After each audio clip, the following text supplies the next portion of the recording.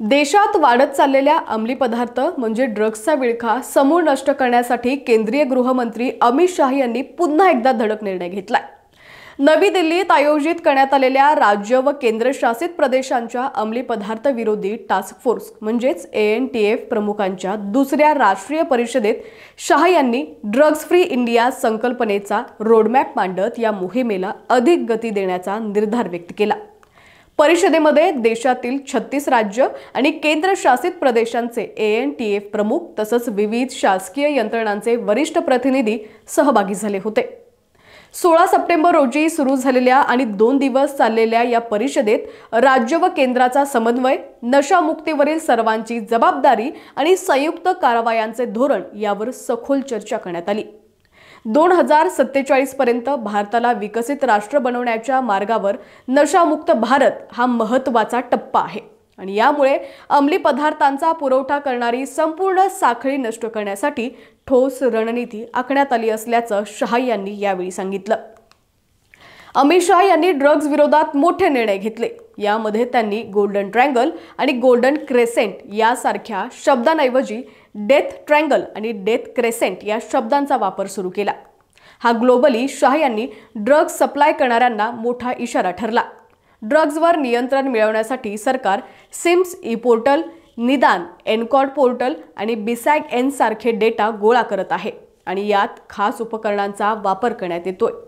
याशिवाय शाह यांनी 2019 मध्ये 4 स्तरीय एनकॉर्डची यंत्रणा सुरू केलेली आहे आणि एक संयुक्त समन्वय समिती JCC गठीत करून एकत्रित कारवाईसाठी प्रोत्साहन दिलं। महत्त्वाची बाब म्हणजे 2021 मध्ये अमित शाह यांनी सर्व राज्य आणि केंद्रशासित प्रदेशांना anti narcotics task force ANTF स्थापन करण्याचे निर्देश दिले होते।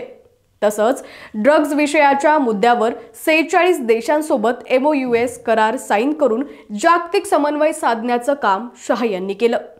आता शाह यांनी कारवाईसाठी संबंधित खात्यांना मोकळीक दिल्यानं मोठमोठ्या कारवाई होताना दिसून येत आहेत। 2019 ते 2024 या काळात 1.1 लाख करोडहून अधिक किमतीचा 7.37 दशलक्ष किलो ड्रग्ज जप्त करण्यात आलाय। या काळात एकूण 50.9 करोड रुपये किमतीचे 2.53 दशलक्ष किलो ड्रग्ज नष्ट करण्यात आलेला आहे। 2004 ते 2014 या 10 वर्षात 8,150 कोटी रुपयांचे अंमली पदार्थ जप्त करण्यात आले होते। तर मोदी सरकारच्या मागील 10 वर्षात ही आकडेवारी तब्बल 7 पटींनी वाढून 56,861 कोटी रुपयांवरती पोहोचलेली आहे। याशिवाय शाह यांनी ड्रग्ज विरोधात जनजागृती आणि पुनर्वसन करणं गरजेचं असल्याचं हेरलं। यामुळे त्यांनी यावर देखील भर दिलेला आहे। यात आतापर्यंत 16.5 कोटी नागरिकांची जनजागृती करण्यात आलेली आहे।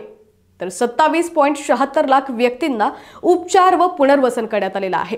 देशभरात शाह यांनी 730 मोफत पुनर्वसन केंद्र स्थान केलेले असून यात पुनर्वसनाचं काम अविरत सुरू आहे। तर 10,000हून अधिक मास्टर व्हॉलेंटियर्स प्रशिक्षित करण्यात आलेले आहेत। ड्रग्ज विरोधी मोहीम देशाच्या 372 जिल्ह्यांमध्ये सुरू असून 10 कोटी नागरिक व 3 लाख शैक्षणिक संस्था यात सहभागी झालेल्या आहेत। याशिवाय ड्रग्ज संबंधी माहिती देण्यासाठी व मदतीसाठी मानस पोर्टल आणि 24/7 टोल फ्री हेल्पलाईन 1933 सुरू करण्यात आलेला आहे। अमित शाह यांच्या नेतृत्वाखाली भारत सरकारनं ड्रग्ज विरोधात झिरो टॉलरन्स धोरण अवलंबलेलं आहे। त्यामुळे लवकर भारत देश ड्रग्ज मुक्त होण्याची खात्री वाटतेय।